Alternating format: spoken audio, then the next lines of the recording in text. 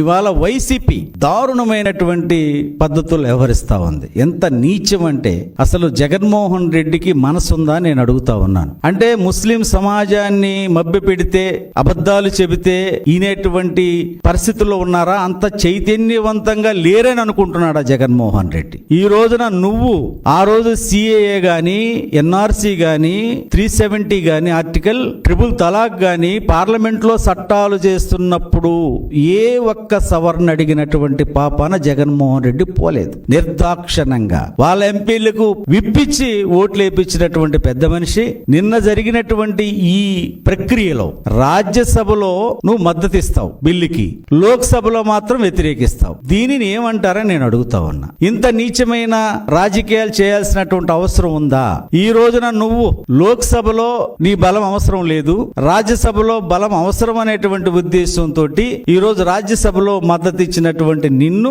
ఈ ముస్లిం సమాజం నమ్మే పరిస్థితి లేదు.